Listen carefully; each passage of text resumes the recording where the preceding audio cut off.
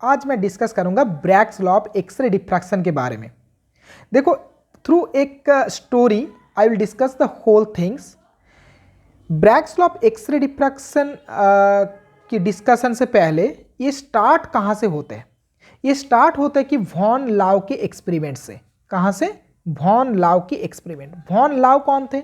Von लाउ was a German physicist, ठीक है, experimental physicist. He also got Nobel prize for his work, ठीक है। ये लगभग 1912-1914 की मैं बातें कर रहा हूँ, लगभग almost near about the first world war, उसी टाइम में। तो उन्होंने एक एक्सपेरिमेंट किए थे। एक्सपेरिमेंट क्या था? He has taken an X-ray source, ठीक है, and one crystal structure, and what he found out, उन्होंने देखा कि जब ये एक्सरे सोर्स से एक्सरे निकल के क्रिस्टल थ्रू पास होते हैं ना, if we place any screen और photographic plate here, will find there are lots of bright spot, ठीक है।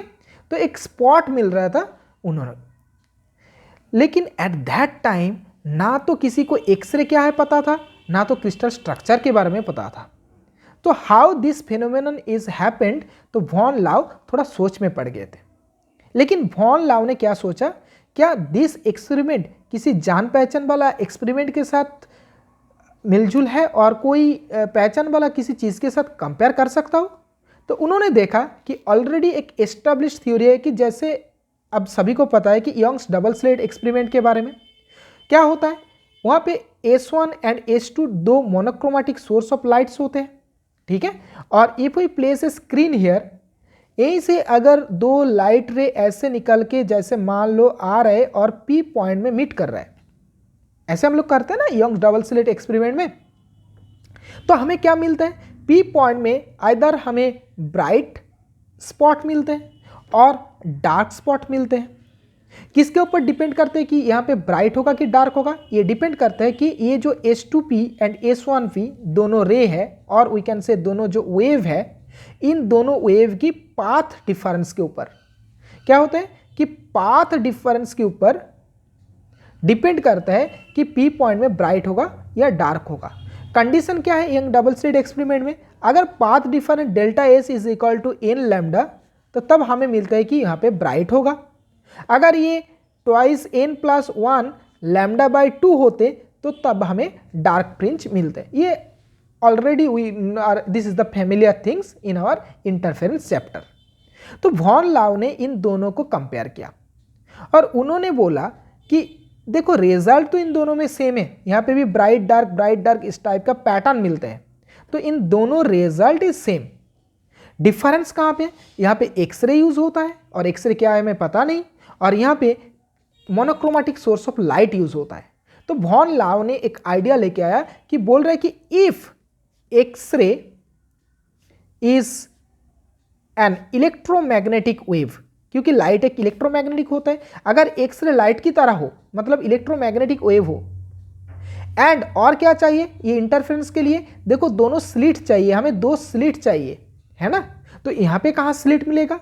तो वॉन लाउ ने फिर अपने दिमाग लगाया और बोला कि अगर क्रिस्टल्स के अंदर एटम्स आर पीरियोडिकली अरेंज्ड, क्योंकि उससे पहले हमें क्रिस्टल्स के अंदर एटम कैसे रहते हैं वो पता नहीं है, उन्होंने गेस किया। उन्होंने बोल रहा है कि अगर एटम्स पीरियोडिकली अरेंज्ड होगा तो दोनों एटम के बीच में जो डिस्टेंस है, इंटर एटॉमिक जो सेपरेशन है, वो स्लिट की तरह काम करेगा। वो स्लिट की तरह, ये जो सेपरेशन है इंटर एटॉमिक, वो स्लिट की तरह काम करेगा।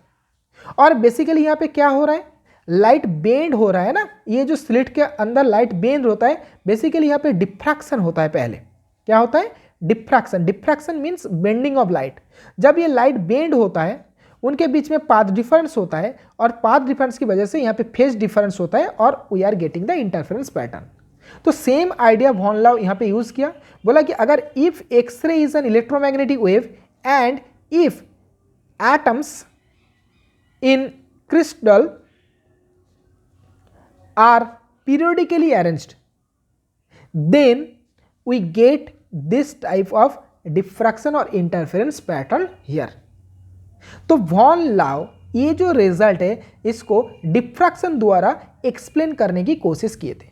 अगर डिफ्रैक्शन के द्वारा, it is a very complex things to explain using the diffraction. Diffraction को लेके वॉन लाउ ने बहुत ही ज़बरदस्त एक्सप्लेनेशन तो दे दिए थे, लेकिन ये मतलब सोच से बाहर था। ये समझना थोड़ा बहुत ही नॉट इजी जॉब थे उस टाइम में। The same result somehow कहाँ पहुँचे? ब्रैग के पास। कौन ब्रैग? द फादर ब्रैग, बाप ब्रैग के पास। ये कौन है? WH Bragg. देखो वॉन लाउ थे कौन? German physicist. WH ब्रैग कौन थे? ये ब्रिटिश ओरिजिन ऑस्ट्रेलियन फिजिसिस्ट थे, WH ब्रैग। इसका नाम क्या है? William Henry Bragg. और जैसे मान लो कि ये विलियम हेनरी ब्रैग है, थोड़ा तस्वीर बना लेते हैं भाई, इसका थोड़ा मूंछ बना देते हैं, इसका थोड़ा ये बना देते हैं ठीक है। ये है WH Bragg, William Henry Bragg. और ये कौन है? फादर। किसके फादर? बाद में देखेंगे, ठीक है। और he was a experimental physicist, ये भी एक्सपेरिमेंटल फिजिसिस्ट थे। He was also interested about the crystal structure. उन्होंने क्या किया? वॉन लाउ की एक्सपेरिमेंट अपने लेबोरेटरी में फिर से रिपीट किए, मतलब same experiment, and he got the same result whatever found out by von Laue. लेकिन ये फादर के पास ना एक कीमती चीज़ है, उसका बेटा। उसका बेटा कौन है? उसका बेटा है WL ब्रैग। WL ब्रैग नाम क्या है? तो बेटा ये मान लो कि बेटा है, बहुत ही होशियार है, ठीक है, ये बेटा है चलो, सो WL ब्रैग कौन है? William Lawrence Bragg. 17 to 18 years old की एक बच्चे हैं, लेकिन पापा की बहुत गर्व है अपने बेटे के ऊपर, क्योंकि पापा को पता है ये बहुत होशियार बच्चा है। तो पापा ने शायद बोला होगा कि बेटे से कि देखो मेरे पास एक पाजल है, क्या तुम उसको सॉल्व कर पाओगे? तो बेटा ने बोला कि हाँ। उस टाइम पे तो मोबाइल या चैट GPT या PUBG तो नहीं थे, तो उन्होंने शायद ये इसको पाजल की तरह ले लिए।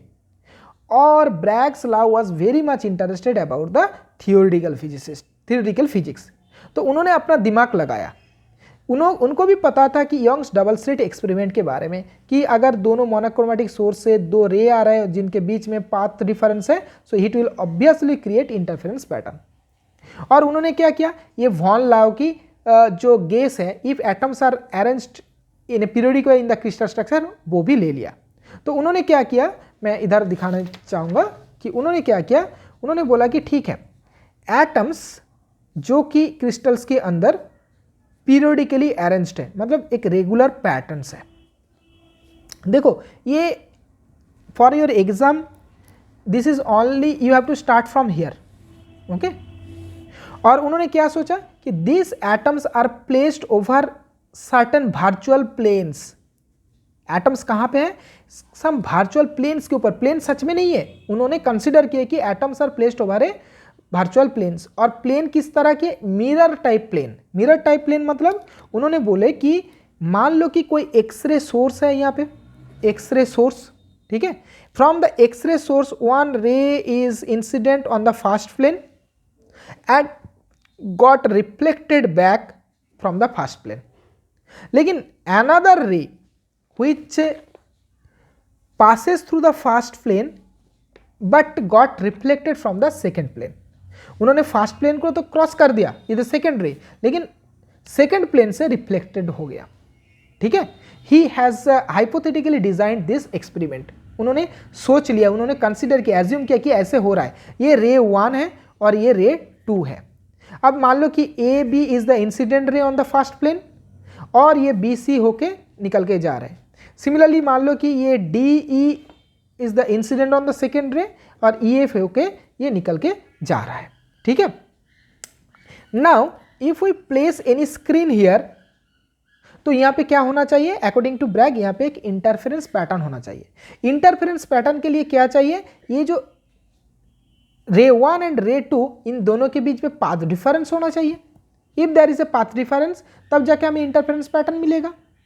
तो फर्स्ट विलियम लॉरेंस ब्रैग ने क्या किया? उन्होंने पाथ डिफरेंस निकालने की कोशिश की। अब एक काम करो कि just forget about this region, इस रीजन को एकदम भूल जाओ, जो रिफ्लेक्टेड रीजन, इंसिडेंट रीजन, ये दोनों ना पैरेलल रे है, ये दोनों ना ये पैरेलल रे है, ठीक है। मैं थोड़ा ये दिखाने में थोड़ा लग रहा है कि ये पैरेलल नहीं है, but this AB and D are parallel. So try to find out is there any path difference between the ray AB and the D। कौन सा पाथ लंबा है? देखो DE is higher compare to the A B, तो इन दोनों में तो पाथ डिफरेंस होगा ही होगा। पाथ डिफरेंस कैसे पता चलेगा? फ्रॉम द बी अगर डी के ऊपर एक परपेंडिकुलर ड्रॉ करो, मान लो कि ये बी जी, तो देखो up to this A B, देखो ए बी बिल्कुल बराबर है किसके? डी जी के साथ। So A B and D G इतना पाथ दोनों रे सेम अमाउंट ट्रेवल कर चुके हैं, लेकिन एक्स्ट्रा पाथ डी कितना कर रहे हैं? ये G is the extra path.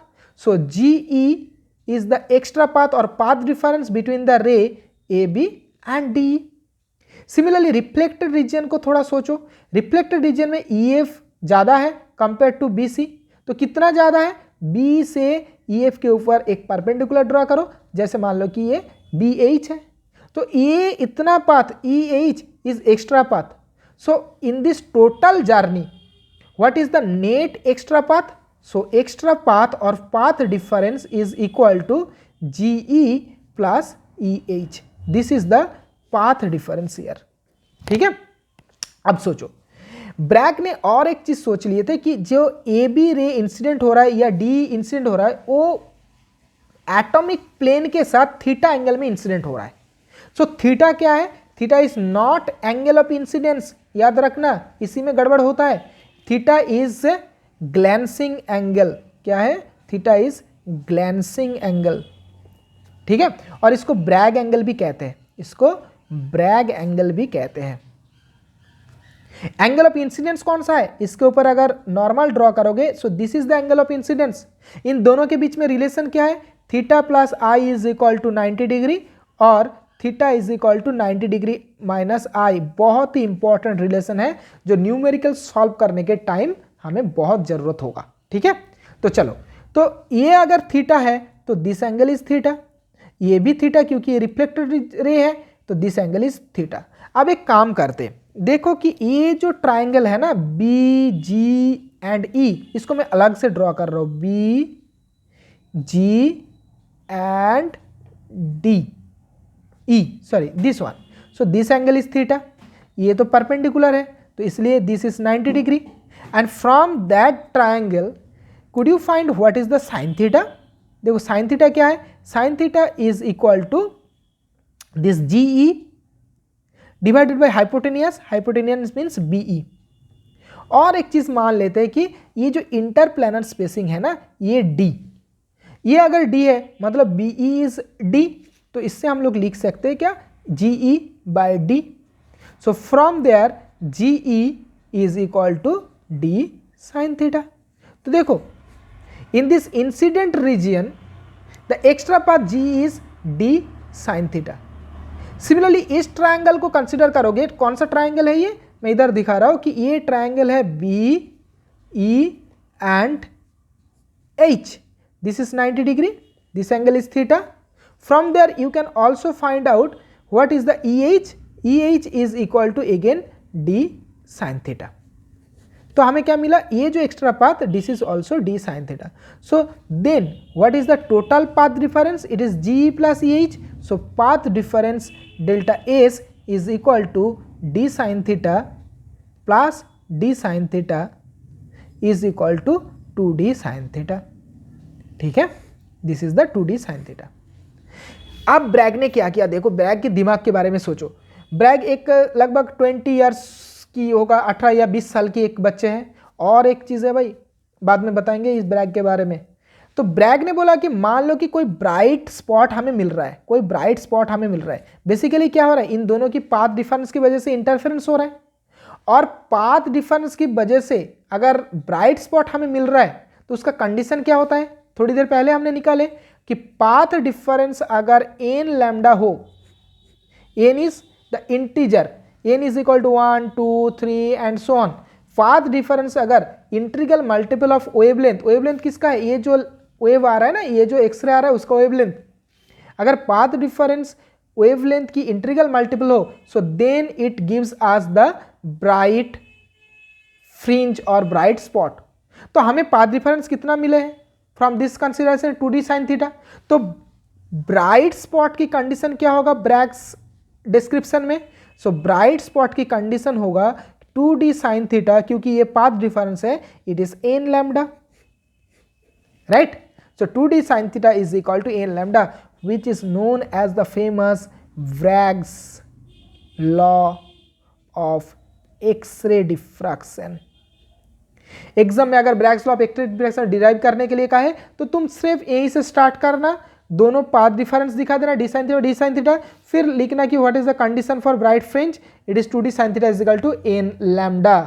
ठीक है, इसी इक्वेशन की वजह से बाप और बेटे together got the Nobel prize. उसी टाइम जो बेटा ब्रैग विलियम लॉरेंस ब्रैग, उनका उम्र only 25 years old. So he is the youngest Nobel laureate in physics till date. ठीक है, ये बहुत बड़ा काम है. It is the father equation of crystallography.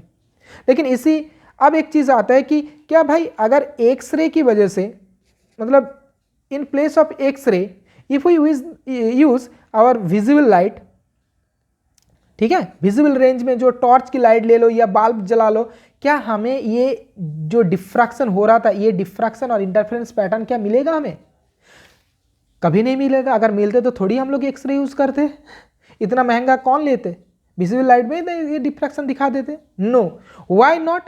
क्योंकि यहाँ पे बेसिकली ब्रैग्स ने क्या किया, रिफ्लेक्शन को लेके पूरा सिस्टम को एक्सप्लेन कर दिया. लेकिन एक्चुअली में क्या होता है, जो वॉन लाव ने कंसिडर किए थे ना, जो डिफ्रैक्शन लेके, बेसिकली लाइट जब क्रिस्टल के ऊपर पड़ते हैं उसका डिफ्रैक्शन होता है, बेंडिंग होता है लाइट. लेकिन ये डिफ्रैक्शन कब होगा, मतलब डिफ्रैक्शन पैटर्न हमें कब मिलेगा, जब जो लाइट आ रहा है ना उसका वेवलेंथ ये स्लिट विथ की कंपेरेबल होगा. मैंने क्या बोला, ये डिफ्रैक्शन पैटर्न तभी तुम्हें देखने को मिलेगा जब ये जो लाइट हम यूज कर रहे हैं उसका वेवलेंथ ये स्लिट विथ की कंपेरेबल हो. ठीक है, तो क्रिस्टल के अंदर स्लिट कौन सा है, दोनों एटम के बीच में जो स्पेस होता है ये ऑलमोस्ट एंगस्ट्रॉम की ऑर्डर में होता है. और एंगस्ट्रॉम की ऑर्डर में किसका वेवलेंथ होता है, एक्सरे का होता है. विजिबल लाइट तो बहुत बड़ा है इस एंगस्ट्रॉम से. सो इसलिए फॉर एक्सरे डिफ्रैक्शन और ब्रैग्स लॉ सेटिस्फाई होने के लिए हमें एक्सरे यूज करना पड़ेगा in place of visible light. ये भी क्वेश्चंस पूछते हैं कि why we are not using visible light for Bragg's diffraction phenomena. ठीक है, तो तब यही होगा क्योंकि विजिबल लाइट का वेवलेंथ अपने क्रिस्टल्स की जो एटॉमिक स्पेसिंग उससे बहुत ज़्यादा होता है, इसलिए हमें डिफ्रैक्शन पैटर्न दिखने को नहीं मिलेगा. अब न्यूमेरिकल कैसे सॉल्व करोगे और किस टाइप का न्यूमेरिकल आते हैं यहाँ से, देखो बेसिकली न्यूमेरिकल सॉल्व होगा इसी इक्वेशन को लेके. एग्जाम के टाइम पेपर में एन को कहते हैं कि 1 2 3, n is equal to 1 means first order diffraction, n is equal to 2 means second order, n is equal to 3 mean third order. अगर क्वेश्चंस पेपर के अंदर कुछ भी नहीं बोला है, मतलब first order second order third order, always take n is equal to 1. ठीक है, बोला है या नहीं बोला है, always take n is equal to 1, तब ये formula becomes 2d sin theta is equal to lambda. अब क्वेश्चंस कैसे पूछते हैं, एक क्वेश्चंस करो कि मान लो कि एक्सरे जो इंसिडेंट हो रहा है उसका वेवलेंथ है 1 एंगस्ट्रॉम, इट इज गिवन. ठीक है, और वो कौन सा एंगल ऑफ इंसिडेंस आई दिया हुआ है 60 डिग्री एंगल में. एंगल ऑफ इंसिडेंस मतलब ये जो नॉर्मल के साथ एंगल होता है एंगल ऑफ इंसिडेंस. ठीक है, अब ये पूछ रहा है कि इंटरप्लेनर स्पेसिंग क्या है. देखो हमारे पास फॉर्मूला क्या है, 2d sin theta is equal to lambda. Lambda तो दिया हुआ है, थीटा हमें पहले पता लगाना होगा क्योंकि थीटा नहीं दिया हुआ है, आई दिया हुआ है. But we have the relation theta is equal to 90 degree minus I, so theta is becomes 90 degree minus 60 degree in this problem, so it is 30 degree. तो आप यूज करो, so 2d into sine 30 is equal to lambda means 1 angstrom. तो 2d into sine 30 means half is equal to 1, so from there d is equal to 1 angstrom. So this type of very easy problems, numericals may be asked in your question paper. So that's all from the Bragg's law. If you have any doubt, any questions, just write me in the chat box. तो चलो इतना ही, with that crystal structure is completed.